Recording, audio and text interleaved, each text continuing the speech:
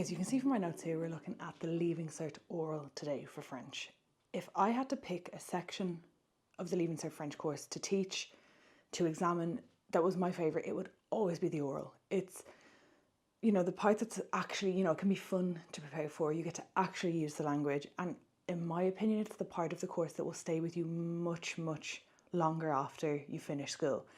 In 10 years, you might not ever write an essay again on the importance of cultural hobbies, but you'll definitely need to know how to tell someone about yourself or to introduce yourself or to ask somebody something. So for me, it's the part of the course that is really, really relevant. Okay, so the way we're going to look at it is we're going to kind of run through this checklist that we have here. So we're going to look at examiner expectations. So by the end of this video, you'll know what is the examiner expecting of me when I sit down for the oral. Okay, we'll look at the marking scheme, which is broken down into 4 sections: communication, structures, vocab and pronunciation. We'll look at kind of preparation pre-exam and also what happens when you start the French oral. And there will also be a video and a sample answer on each unit. So what that means is I'll create a video like this for each unit within the oral exam. I've broken them down into 12 plus the document. And there's a sample answer or a sample script for that as well. We also have sample answers on French orals where I sit down and we kind of do a mock oral. And within that as well, you can kind of see, okay, well, if I answer like this, what kind of question could I potentially expect then after that? So the French oral we can see here is worth 100 marks. Okay, it's 25% of your entire French grade. So in the run up to the oral, from now until the oral, you should be spending about 25% of your time on that. Just because you're kind of spending a quarter of your time on the oral does not mean you're only studying for the oral, okay? Oftentimes the diary entry is very linked to the topics that come up within the oral. We can often see kind of the letter maybe linked to topics within the oral, but also we see opinion pieces that are very, very linked to oral topics as well. Now there have been adjustments made to the oral and there are 3 kind of main sections within that. I've created a separate video for those adjustments so that anything that's said here stays relevant to any candidate. Okay, so if you're sitting an adjusted oral, make sure to go have a look at that video and then come back here and just continue on with me. So I suppose we'll start looking at the notes. Like I said, examiner expectations are going to be throughout what I as an examiner am looking to see. And it ties in very closely to the marking scheme. So when you know what the marking scheme expects of you, you know what to give the examiner. So let's have a look at the oral notes. So we'll just kind of get acquainted with them. So on our first page here, we have a checklist. There's a table of contents, but we have a checklist. And this is kind of, I've broken down the units into the main topics within them. So weekend plans might be last weekend or next weekend. So you should have answer prepared, answer learned off. I want you to heed kind of very carefully what I say about this now. Answer learned off does not mean I have learned it word for word like I'm an actor going into a scene with absolutely no improv. Okay, it means that I have learned off. I am really, really well versed in what it is I want to be able to talk about. Okay, and that is where we really, I see candidates really get themselves into a tricky situation in that they learn an answer start to finish so word perfect, but they have absolutely no room for sway. Okay, so you should not be learning anything off in huge paragraphs. Don't learn a page, don't learn a kind of 12 minutes worth of a script, because you will get a question that throws you off and you will panic. You will not know how to get yourself out of it. You will go, okay, well, I've been interrupted now in the middle of my 10 points that I have to get out about school. So now I've lost where I am and now it doesn't seem like a natural conversation anymore. And in a second, we'll see why that's so important. Okay, so answer learned off means I know what it is that I want to be able to talk about and I have points learned off, prepared, and I know them really well to help me within that topic. Okay, answer prepared means I have written down everything I want to be able to say and I've gotten a teacher or I've gotten someone to check that for me, because obviously we don't want to go in with anything that is imperfect. Okay, so like that, anything that is, that's all broken down there, that's fine. Now, abstract topics at the bottom there, les thèmes abstraits, is covered with opinion piece content. If you don't mention something that could trigger an abstract topic, it is far less likely you're going to get it. So if you're like, oh God, I really, really, really don't want to talk about politics, don't mention politics, you know? If you really, really, really don't want to talk about, the impact of alcohol and drugs on young people, don't talk about young people and, drinking alcohol and taking drugs. If you don't want to talk about the environment, don't bring up the environment. Okay, you are still the person in control. I think the oral can be quite intimidating because you feel like somebody else has control of the conversation, but they can only react to what you are giving them. As I can't, like when I am a state examiner, you go to 2-3 schools, you're seeing 19 students a day over the course of 5 or 6 days, which is, 100 plus students. I don't have the energy, never mind anything else, I don't have the energy to think of 100 organic conversations. I am going to ask you the questions I have to ask you. I have to know that you can do the past tense. I have to know that you can do the present tense. I have to know you can do the future tense. And there are topics that I have to be able to cover with you. But outside of that, I am only going off what you give me. So if you tell me you like books, obviously I'm going to ask you what your favourite book is. What's the last book you read? What was the book about? Who's your favourite character? If you tell me you like going to the cinema, obviously I'm going to ask you, when did you last go to the cinema? What was the film like? Oh, say for example, Ireland had a really good year at the Oscars recently. I might say to you, come here, what do you think of Irish people doing so well at the Oscars? Because that's relevant to where you live and the topic you've brought up. So don't worry too much about abstract topics or questions that are a bit random or out there. It is always going to be linked to something you mention. And I always tell this story in class, but like in my Leaving Cert oral in 2011, I used to really, really struggle with exam stress. I used to really, really, I'd be so terrified to go into an oral exam. And I remember sitting down outside waiting for my Leaving Cert oral being like, God, I haven't really prepped a hobby. Like I've kind of said, I don't have enough time to do a lot of things because all I was doing was studying. And the examiner was like, oh, do you watch TV? And I was like, God, yeah, I love watching TV. And then I couldn't remember the answer that I'd prepped on my favourite show, which I can't even remember what it was. But, I had my answer prepped about my favourite character. So when the examiner said, what do you like to watch? I said, the weather. And I could see the examiner go, what? And she was like, why? And I was like, I just love the dresses that they wear on the weather. And she was like, okay. And then obviously where can you go from that? So she was like, come here, what do you think of the tsunami in Japan? And I remember being like, this is it. I have fluffed this. I have backed myself into the worst corner ever. And I was like, oh, c'est affreux. It's terrible. Il faut que nous les aidions. We have to help them. And that was it. I had provided an answer. Was it amazing? Was it perfect? No. Did I kind of expand into 10 different points? No. But I had answered the question. And then that was over. Okay, lovely. So kind of, what is the oral exam? That's fine. The oral exam is the first component of your French Leaving Cert paper that you will undertake. Since the adjusted orals have begun, since the adjusted papers, or we've had adjustments to papers, they have traditionally taken place since then in the first week of the Easter holidays. We don't know yet whether that's still going to be the case for this year, but you can kind of imagine that they'll be around Easter time. So for higher level, it's 100 marks, that's 25% of your total grade. For ordinary level, just say, worst come to worst and you have to drop on the day, it's 80 marks, so 20% of your total grade. I will say it is much, much easier to get your H5 in French than it is to get the O1. Okay, we were looking at this year, it was like 2% of people got an O1. So I think if you've prepared enough, dropping to ordinary on the day is not something I would ever recommend for French because it is so possible to get an okay grade in French.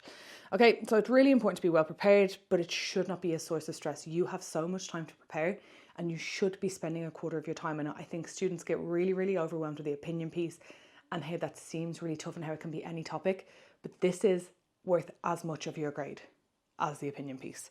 Okay, so we'll look at the marking scheme. It's split into 4 sections. If you can get this section, okay, if you can get this communication, we'll put a little bit of a star beside it because of how important it is. If you can get communication down, the rest will follow.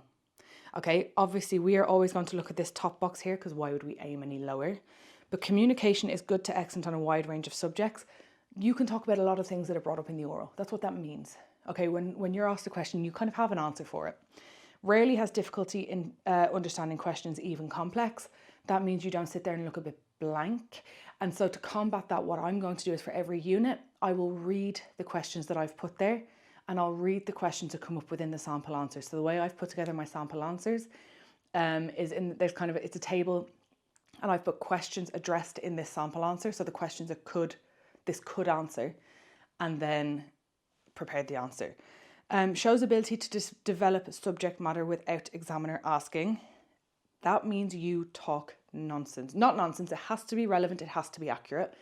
But if you can find something that, is relevant to the question, you keep going. If you can find a linking topic, you keep going. The examiner will interrupt you when they need to, okay? But the more you can expand your answer, the better it is going to be. The message is easily understood. Obviously, my English wasn't great when I was translating this by a monoglot French speaker. That's someone who only speaks French. So as an examiner, say examiner, I sit down and I go, oh God, I know what they meant there. I know that they were trying to do this, but the English interfered. There should be no interference from English or Irish, okay? And if you find that you kind of do a lot of work on Irish, or you're practicing a lot for Irish, sometimes you might see a bit of interference. Really important you nip that in the bud as early as possible. And then high level of spontaneity and authenticity in the communication. It's a conversation, okay? That it is kind of, there's questions and answers. Obviously, is it a very natural conversation? No. When would you ever sit down with a stranger and be like, let me tell you about my 2 favorite hobbies and also what I do in school and also my daily routine? But that's communication. It's basically, can I understand the question? Do I answer the question they are actually asking me? Okay. Am I making eye contact? Am I engaging in the conversation? Obviously, you don't want to kind of death stare the examiner and be like, bonjour, je m'appelle Emmanuel, j'ai 18 ans, mon anniversaire, c'est le. But at the same time, you don't want to kind of be looking at the ceiling or staring at your knees. For me, like what I find really tough, also I don't hear very well, but that's neither here nor there. But if I can't see someone's face, I'm not, I could maybe hear a mispronunciation, or it could be that the grammar is wrong. And if I can't see the candidate when they're saying that, it's much, much harder to tell, okay, was that a slip of the tongue? Did you not understand the grammar? Did you just mispronounce the word? Whereas if I can see you and you're showing me the answer, it's much, much easier for me to tell what's going on. So the easier you make it for the examiner, obviously the easier it's going to be for them to give you marks where possible.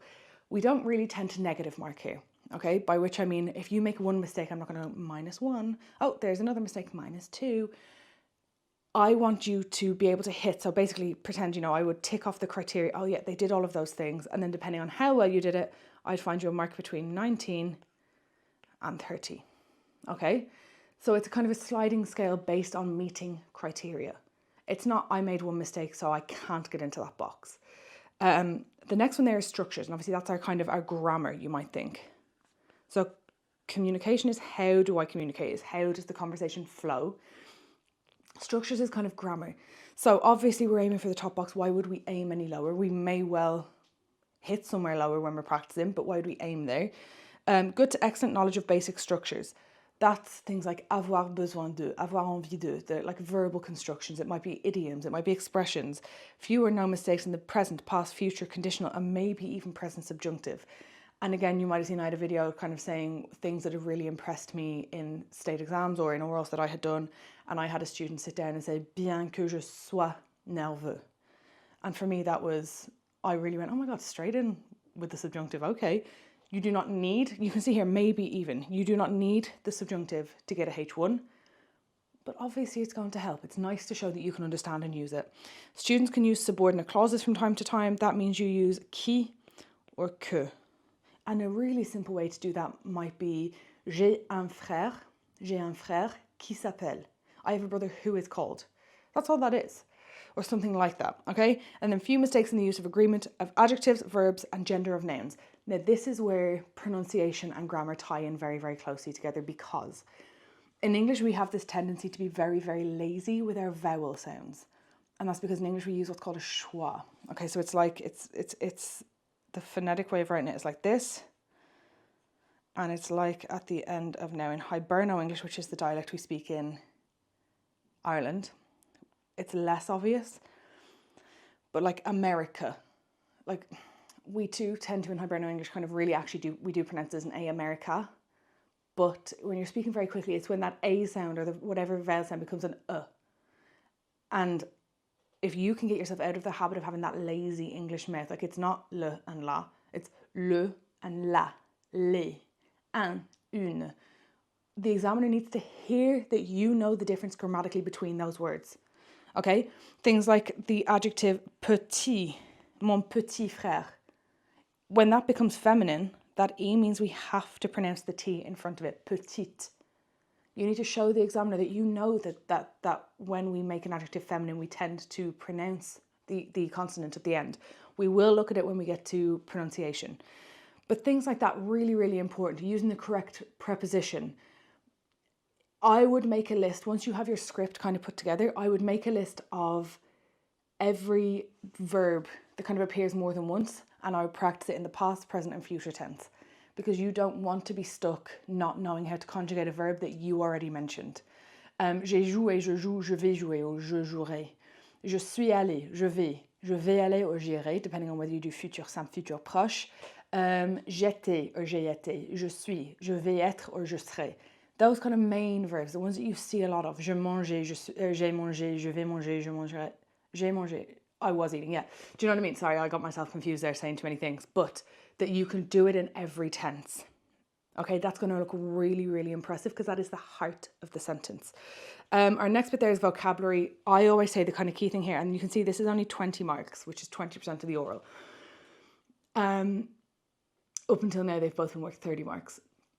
I always say, if I mention it, I have the vocab to back it up. So if you say that you do sport, have the vocab for the jersey that I wear, where my training is, the name of my team, the name of the grounds that we play in, what position I play in. And all of this is in the notes as well, apart from the name of the stadium, but like stade, le stade is stadium. Okay, things like that. Good to excellent knowledge of everyday French vocabulary. This everyday is keyword. Okay, if you get asked about the tsunami in Japan, it's not an everyday occurrence. So if you don't have really amazing in-depth vocab, that's okay. It's fine. Okay, that you can use the vocab, that you do have to bring some kind of answer and bring the conversation to something else is going to look really, really impressive. If you don't know a word, try and get an answer around it, okay? Communication is not hindered through a lack of vocabulary, even when discussing more abstract topics. Now, so you can see here, this middle box here is sufficient knowledge of basic vocabulary. So if you can have kind of most of the basic vocab topics, you will instantly fall here. If you can kind of push and actually really answer or talk about or bring up yourself a couple of more abstract topics, not just like, tell me about yourself and your house and your school and your kind of this stuff. That's where we really see these marks start to skyrocket.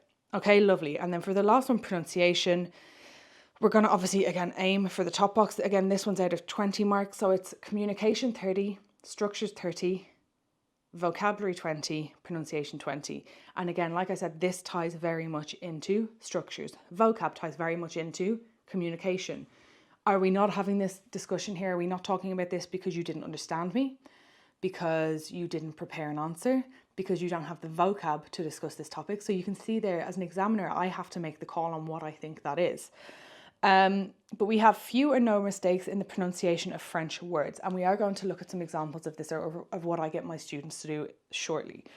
Few or no faults in the pronunciation of targeted phonemes. Okay, so you remember when you're in primary school, you did phonics, you did A says a, ant, B says b, okay? It's the same. In French, generally, consonants are pronounced the same. Vowels are different, and then we have slightly different kind of digraphs where we have two consonants come together, like in English, C and H says ch. But in French, C and H says sh, chien, chat. So it would be worth, in my opinion, making a sound list or a sound page in your copy that you kind of jot down words that look similar to English words but are pronounced differently. I'm going to show you what I mean by that in a second. I just want us to finish going through the marking scheme. Intonation and rhythm are near always correct. In English, we emphasize a part of the sentence by putting the stress on that syllable. So for me, it's really important that I put the stress where I want the emphasis.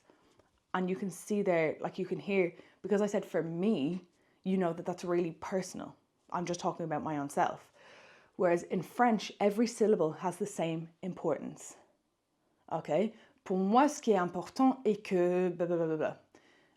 And even though I did put a little bit of emphasis on myself, there's still, every syllable got some kind of emphasis. And then emphasis on words is nearly always correctly placed. And like that, it's very much tied to that idea of in English, like even think about the word record and record. So when we have words in English that are more than one syllable and mean either a noun and a verb, the noun puts the emphasis on the first syllable, the verb puts the emphasis on the second syllable. And in French, we don't have that. So it's that we give every syllable the correct and equal amount of importance. Okay, so let's go and have a look at what I mean by a sound page, or what we can kind of talk about with pronunciation. Because you do not have to be able to speak French like a French speaker. No one is expecting you after 5 or 6 years to sit down and sound like a French person your age. What they are expecting, as an examiner, what I am expecting in your oral is that you know the difference between French and English as languages. That sounds silly, but bear with me. So we will continue to look at examiner expectations. We have looked at the marking scheme in that we've looked at communication structures, vocab, pronunciation. Okay? And again, like this, we're talking about examiner expectations the whole time. The key points with pronunciation is that when we have, first of all, a single consonant at the end of the word, we pretend it's not there. This is a consonant, don, and we pretend it's not there. So we just pronounce the one in front. Now, you're not going to count backwards. Like, I'm not going to go, okay, we don't count the S, let's look at the N. No. What we do is we go, is that a consonant at the end? Okay, grand, so I'm going to pronounce the letter in front of it. Okay, sport. Is T a consonant? Yes, it is. Okay, it's on its own. There's only one T, I mean by that. We'll just pronounce the letter in front. Trop. There's a P consonant on its own, pretend it's not there. Beaucoup. Okay, P consonant on its own, I'm going to pretend it's not there. The only time we don't do this is if a word ends with C or L or N, like parc, porc, okay?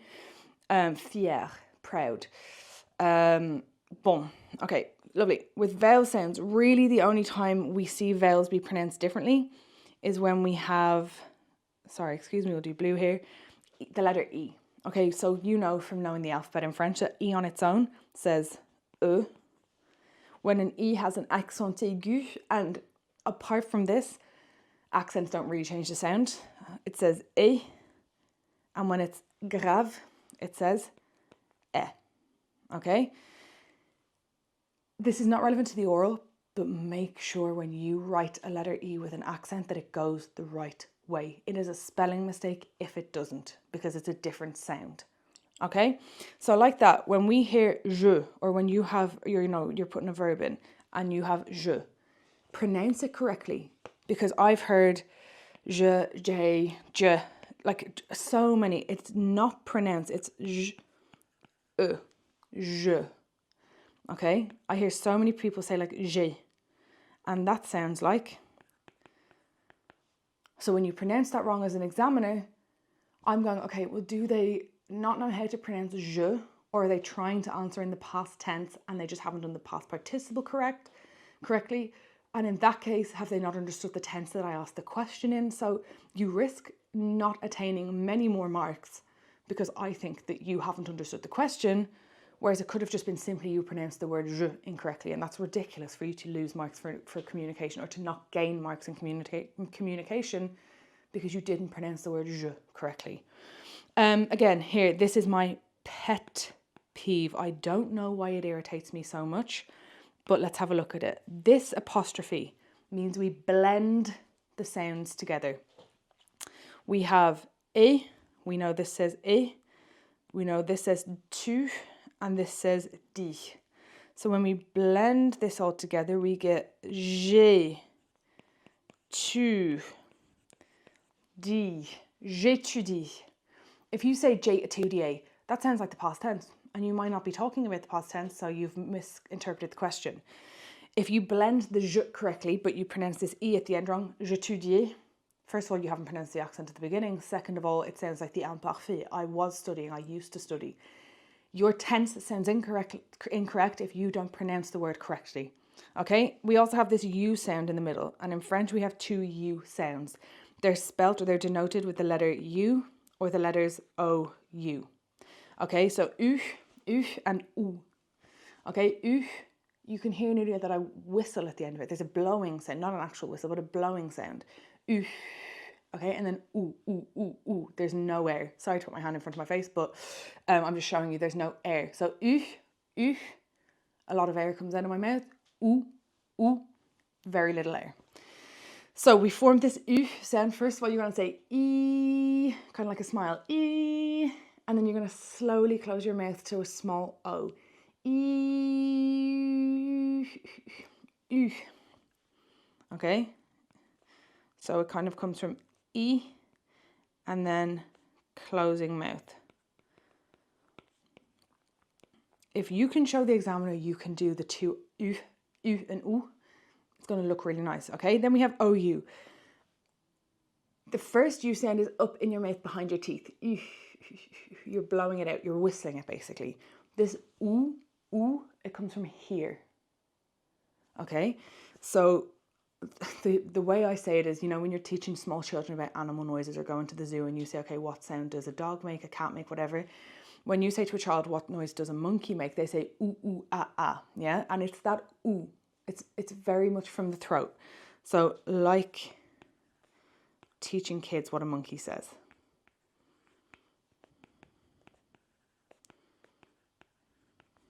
Okay, what a monkey says. You should feel the vibrations, like ooh. It ends at the end because you're blowing the sound out. But ooh, ooh, ooh, ooh, ooh for the whole sound. Put your hand on your voice box. Ooh, ooh, ooh, ooh. You should feel vibration for the whole sound because it all comes from the throat. Okay, that doesn't mean I want the and you should never give that, okay? I never want to hear you choking on a sound. But just to be aware of where sounds come from, because in English, you know, when we learn English, we don't learn these things, okay? We're not learning how to work our voices.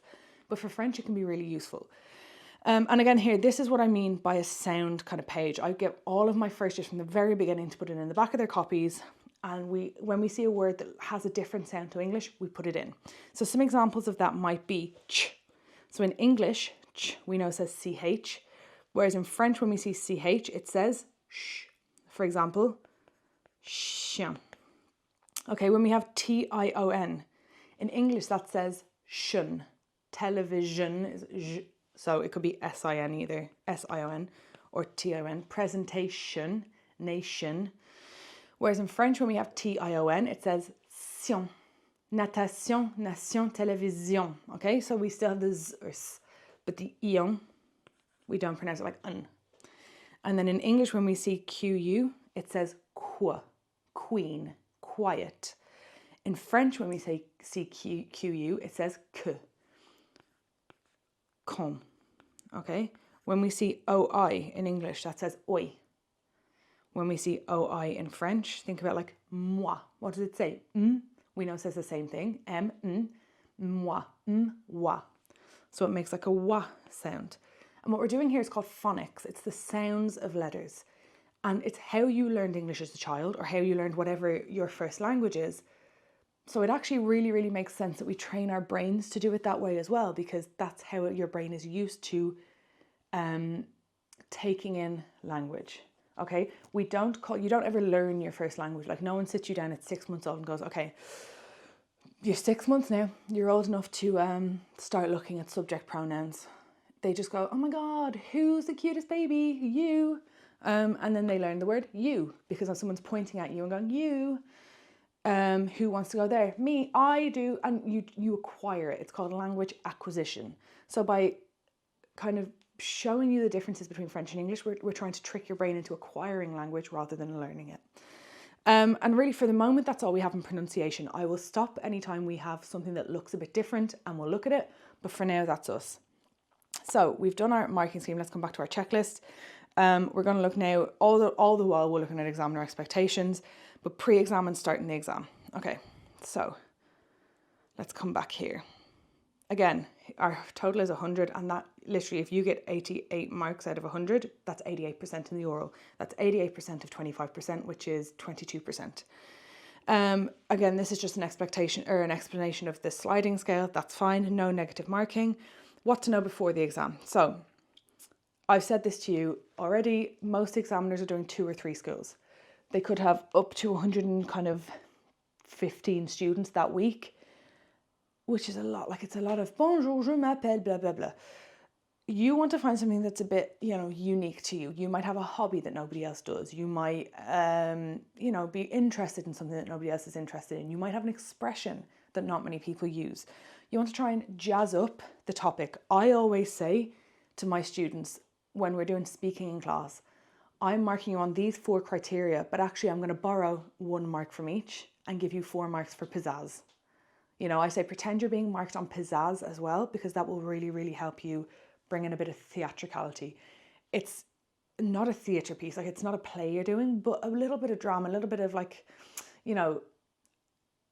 really speaking openly and speaking like you're confident is really what it is. That's going to really work well. And again, like that, it could be just to make yourself sound really impressive, practicing your accent, throwing in an expression or idiom, or by using really natural vocab. It doesn't have to be that you have this crazy unique selling point. Yes, that can help, but some people don't. Some people are like, I just like the same things that kind of everyone likes. I don't have time to explore new hobbies this year because I'm doing the Leaving Cert. Like, I don't have any really, really crazy interesting hobbies. I like to do normal things. Like, people will be like, I don't know. Like, I don't know what my hobbies are. It doesn't have to be that you have to find this really unique thing about yourself. It could just be that you have a subjunctive on every topic. Or it could just be that you've practiced the question so well that you know what every question means when you hear it. That could be your unique selling point, that you've really worked on your oral comprehension. Some of the best orals, again, this is me when I'm doing state exams. Some of the best orals I've ever graded have been the ones where in the conversation we don't go too far off topic, but all of the tenses and conjugations and grammatical points that are being shown off are well rehearsed, not learned off. Okay, in that I mean, if the student gets thrown in the middle of a sentence, they're not going, sugar, I can't remember. Oh, now I've lost my pace in my script and I don't know what to say. And that they sound perfect. Okay, something that makes a real difference. And again, like this, pretend that you're getting marks for pizzazz, is that you have something that's a little bit different. So I was saying here, like, I had a student, and again, I've said this in a video for the socials, that I had a student who told me that it was a bit embarrassing that they would consider themselves a Swiftie. They're using words like je non, which doesn't normally come up. That's not everyday vocab. Embarrassing. We don't see that very often. And the expression to se considérer comme, to consider oneself as, that also doesn't come up very often. So they're just throwing in a couple of little bits of vocab to make me as an examiner go, okay, all right, I hear what you're doing here. And then before you go into your oral, make sure you've practiced over and over every single verb you need to use. I still remember my second year teaching. I had now it could have been because I was only 2 years in, and the talent that I see every year just gets exponentially better. And I'm being genuinely serious with that. That every year I see students who go above and beyond to be the best version of themselves in the French exam they can be. But I remember being floored. I mean, on the floor, I was shook by this student. They had been sick. They had been off the week. I was a student teacher, I think even. So I was doing mock orals for the other teachers in the French department. And this student had been off sick when the kind of official examiner came in for the mocks. And they said, listen, will you do it? It's paid, whatever, blah. And I was like, of course. So I sat down with this student, and every single verb, every question I asked, the verb was like instantly there. There was no je suis allée, there was no mental conjugation. Everything was there, off the tip of their tongue, ready to go. And like, I was then going, okay, I'm gonna push with maybe a different tense. What would you do? Done. The conditional was there amazingly, perfect. And at the end of it, I just remember being like, how did you get so good at conjugations? And this student was like, when I was off sick, I literally just sat down and practiced verbs all week. Like, I couldn't speak because I'd been off sick with a sore throat or whatever. So I just, in my head, would say a verb and do past, present, future, like 10 times. And I was like, well, it's worked. Keep doing it, okay? It was amazing.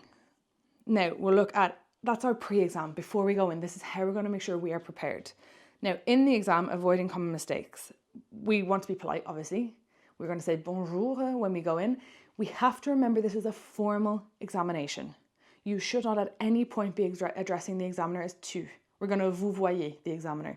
Vous voyez is to use, It's a verb meaning to use vous with someone. Okay, or then we have tutoyer, which is to use tu with someone. You don't want to tutoyer the examiner. Okay, that is going to stop you from gaining marks because you're not understanding the register of the exam, and we know register can be very important. I, as an examiner, have noticed that often, and it was feedback from my own students last year, students struggle with the construction comment allez-vous. That's the formal version of ça va. Okay, the examiner is asking how you are. I sat down with students for mock orals last year. In the run up to Worlds, I do 2 or 3 slots with each of my students. And I went, okay, so comment allez-vous? Oh, je m'appelle David. And I went, oh, stop.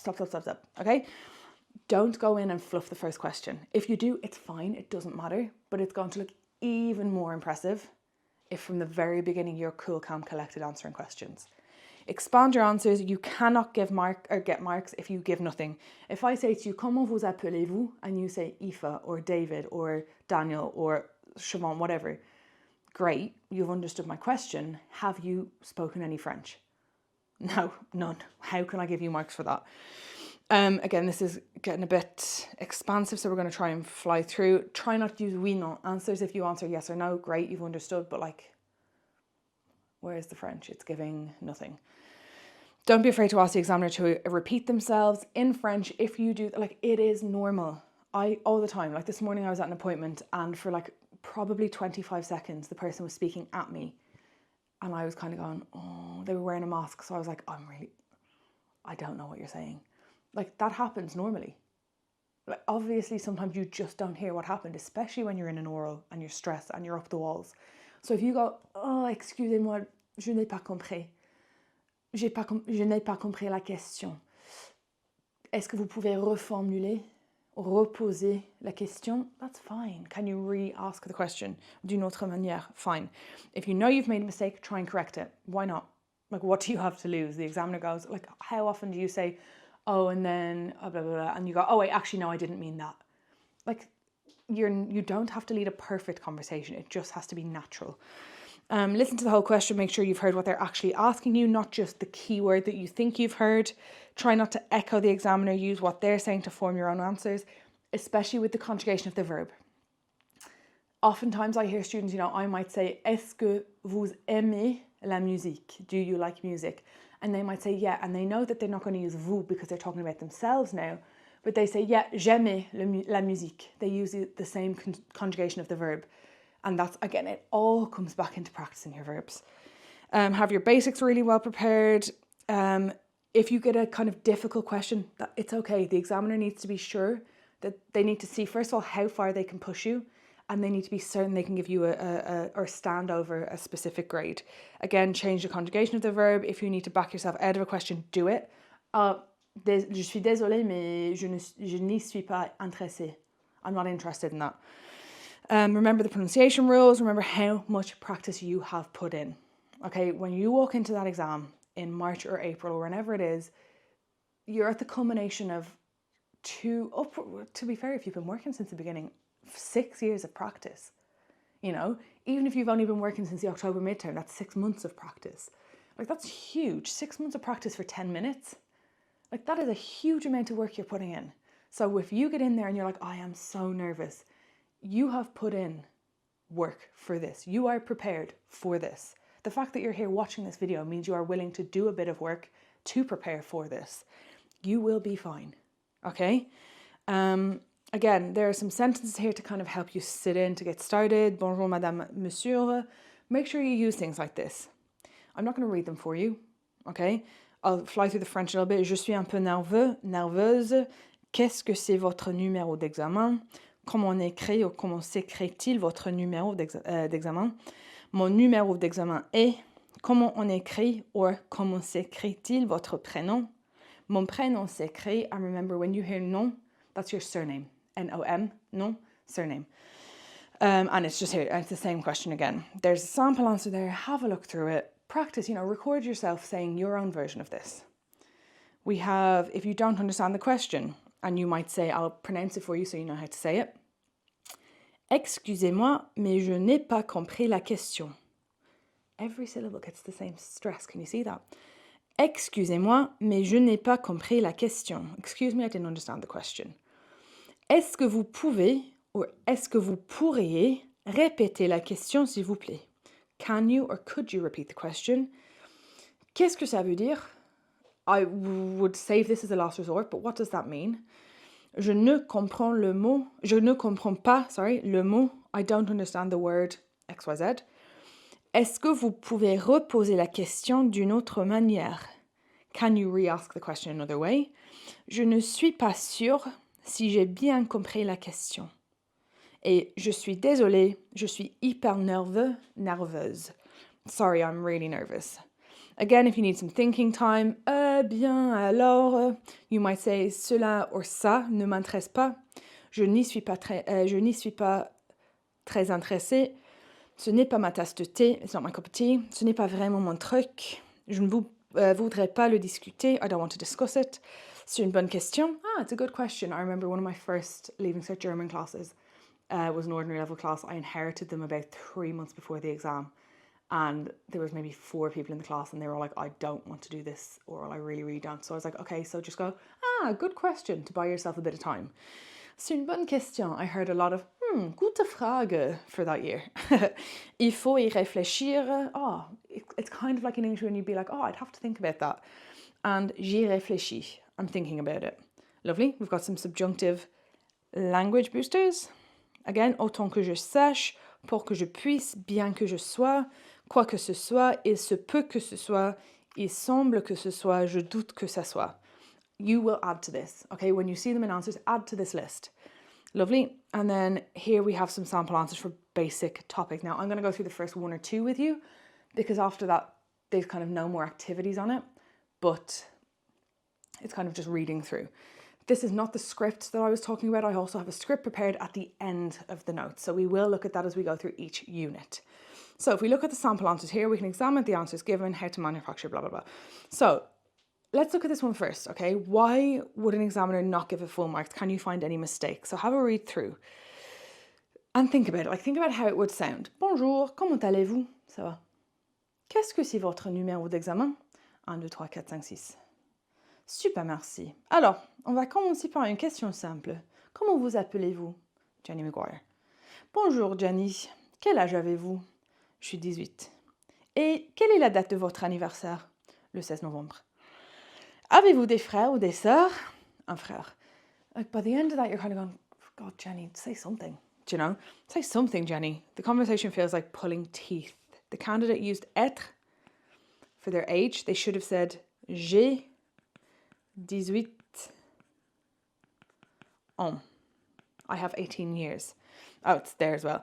They would score low for both communication, there's no expansion at all, and for structures because basic things they're getting wrong. So let's have a look then at this answer instead and see why this would be different, why it would be maybe a H1 answer. So the examiner says, bonjour, comment allez-vous? And Jenny says, or it is Jenny, oui, je vais bien, merci monsieur, et vous? Je suis un peu nerveuse, mais c'est la vie. The examiner said, ça va, merci, oui, c'est ça.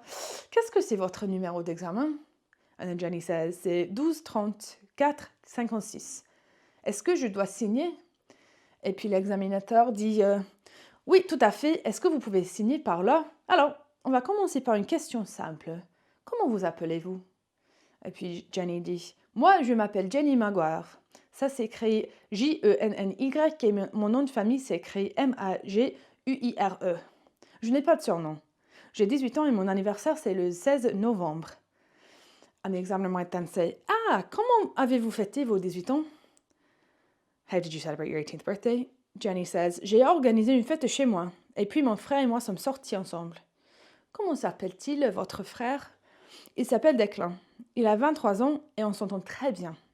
Il étudie la mode à Limerick. Je pense qu'il est important d'avoir une bonne relation avec la famille. Les frères et sœurs sont nos premiers amis. Very different to that, first one. The examiner here does a lot less speaking. Jenny's speaking a lot more than the examiner. It feels like a much more well-rounded conversation, even though we took some of that talk time away from the examiner.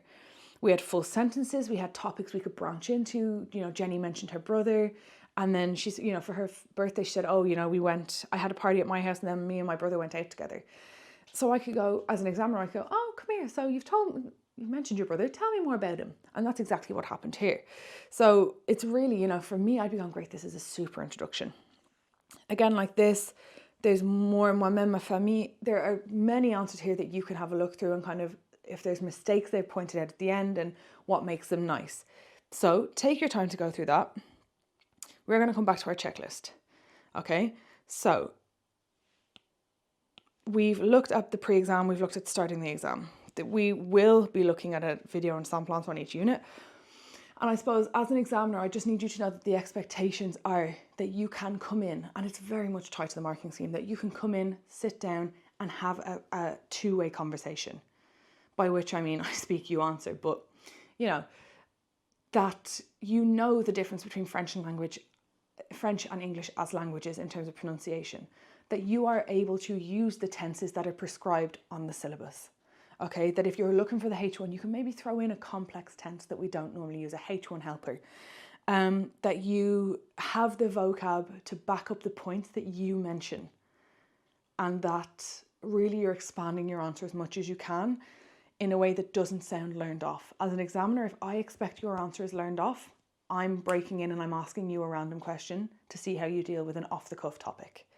Okay, when it comes to the French oral, that is it. That is all you need to be able to do. We obviously have the option of the document. You may choose to do that, and if you do, great, go and have a look at the video and we'll go through that together. But otherwise, just really work on prepping lovely, well-rounded, good hook answers. By that I mean that you have lots of other topics that could be brought up.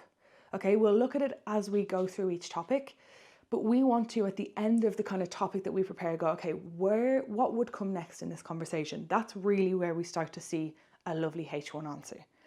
That is all we need for our introduction to the French oral. Thank you for sticking that out with me, and I can't wait to see you for Unit 1. Merci.